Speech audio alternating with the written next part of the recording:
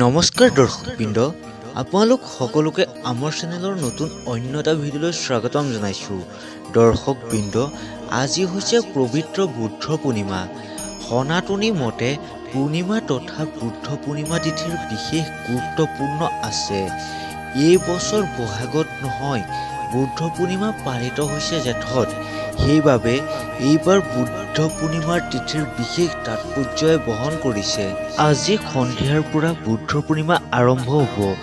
এই সময়খিনিত আপুনি কি নিয়ম পালন কৰিলে আপুনি শুভফল লাভ কৰিব, এই ভিডিঅ'টোৰ জৰিয়তে জনাম। দৰ্শকবৃন্দ, পবিত্ৰ বুদ্ধ পূৰ্ণিমা আজি সন্ধিয়া 6:47 পৰা আৰম্ভ হ'ব। আৰু বুদ্ধ পূৰ্ণিমা কিয় পালন কৰা হয়? এই দিনটোতে ভগৱান বিষ্ণুৱে বুদ্ধৰ অৱতাৰ হৈছিল বুলি শাস্ত্ৰত উল্লেখ আছে। আৰু এই দিনটোতে ভগৱান বুদ্ধই বুদ্ধিবুদ্ধৰ নেতৃত্বত বৌদ্ধ বৃক্ষৰ তলত ঐশ্বৰিক জ্ঞানো লাভ কৰিছিল। সেয়েহে এই দিনটো পবিত্ৰ হিচাপে পালন কৰা হয়। আৰু আজিৰ এই পবিত্ৰ ক্ষণত বৃহস্পতি, শুক্ৰ আৰু ৰবি এই তিনিটা গ্ৰহ একেলগে বহিব।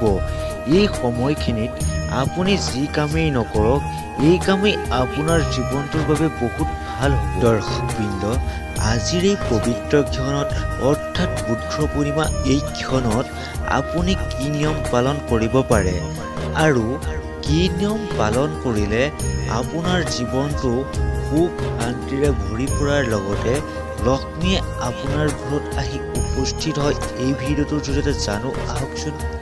দৰ্শকবৃন্দ, আপুনি আপোনাৰ ঘৰৰ ঠাই মোচা পানীখিনিত গংগাজল বা গোলাপ জল নতুবা হোৱাইট ভিনেগাৰ মিহলাই মুচিব পাৰে। আৰু নিমখ দি মুচিলে আপোনাৰ কাৰণে বহুত ভাল হ'ব।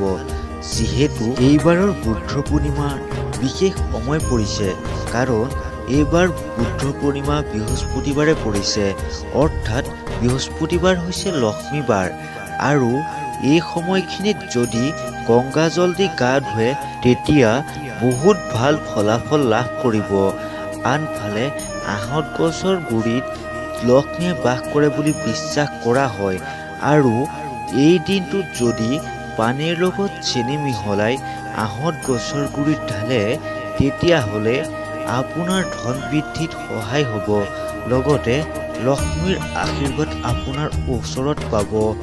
আনফালে নহ'লে আটাৰ লগত চেনি মিহলাই যদি আঁহত গছৰ গুৰিত দিয়ে তেতিয়াহ'লে ব্ৰহ্ম ভোজনৰ দৰে আশীৰ্বাদ আপুনি লাভ কৰিব আৰু তাৰ ফল পাব।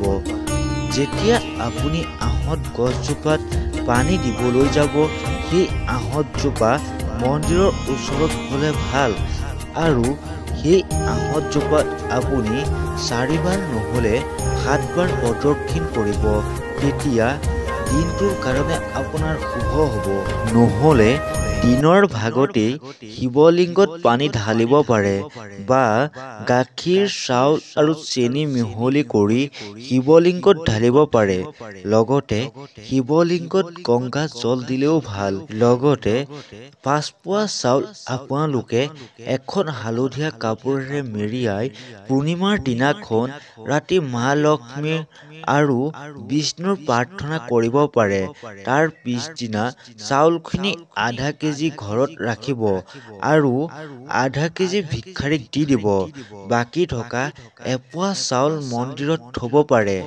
আৰু যেতিয়া আপুনি ভাল কামত ওলাই যাব তেতিয়া সেই চাউলখিনি লৈ যাব পাৰে।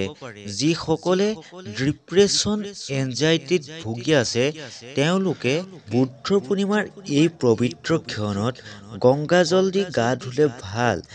আৰু গাখীৰ আৰু গংগাজল মিহলি কৰি সূৰ্যক অৰ্ঘ্য দিয়াৰ দৰে আপুনি জোনৰ ফালে অৰ্ঘ্য দিয়াটো অতি শুভ। এইখিনি সময়ত সকলোৱে নিৰামিষ আহাৰ গ্ৰহণ কৰিলে বহুতেই ভাল। যদিহে পতি পত্নীৰ মাজত সমস্যা চলি আছে অথবা আপুনি যদি বিয়াৰ কাৰণে প্ৰাৰ্থী বিচাৰি আছে তেতিয়াহ'লে বুদ্ধ পূৰ্ণিমাৰ এই পবিত্ৰ ক্ষণত আপুনি বগা বা ক'লা তুলসী পুলি ৰুব পাৰে আৰু সেই তুলসীৰ তলত দুগজ ঘিউ চাকি দিলে অতি শুভ। আৰু আপুনি যদি একো কৰিব পৰা নাই তেতিয়াহ'লে আপোনাৰ ঘৰত থকা মা লক্ষ্মীৰ প্ৰতিমূৰ্তিৰ ওচৰত এগছি ঘিউ চাকি দিবলৈ নাপাহৰিব, কিয়নো এই পবিত্ৰ ক্ষণত এইখিনি কামে আপোনাৰ জীৱনত বহুখিনি বাধাৰ পৰা আপোনাক মুক্তি দিব পাৰে।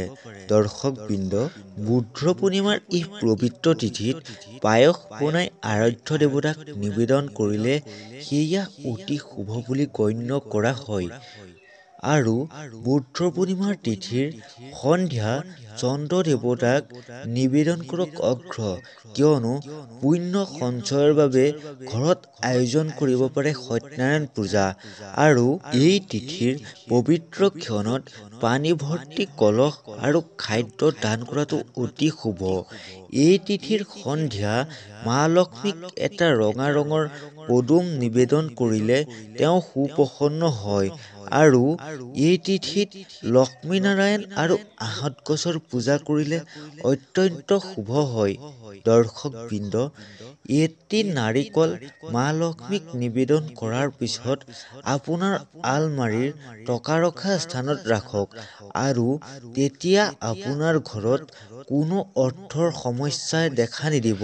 দৰ্শকবৃন্দ, বুদ্ধ পূৰ্ণিমাৰ এই পবিত্ৰ ক্ষণত দেৱী লক্ষ্মীক আপুনি চুপাৰী বা কৰি বা শিলিখা অৰ্পণ কৰিব পাৰে আৰু লক্ষ্মী দেৱীক নিবেদন কৰা সেই কৰি, চুপাৰী, শিলিখা পূজাৰ পিছত সন্ধ্যা ৰঙা বা হালধীয়া কাপোৰেৰে বান্ধি তুলসীৰ তলত মাটিত পুতি ৰাখিব পাৰে, কিয়নো এই কামে মানুহৰ সংসাৰত সুখ সমৃদ্ধি বৃদ্ধি কৰাৰ লগতে আপোনাৰ ঘৰত মা লক্ষ্মী সন্তুষ্ট হ'ব আৰু অৰ্থ সমস্যা আপোনাৰ ঘৰৰ পৰা দূৰ হ'ব। দৰ্শকবৃন্দ, আজিলৈ ভিডিঅ'টো ইমানেই। আশা কৰোঁ আজিৰ এই ভিডিঅ'টো চাই আপোনালোকে বহুতেই বেছি ভাল পালে।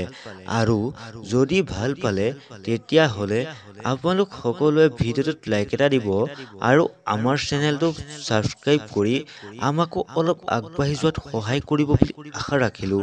ধন্যবাদ।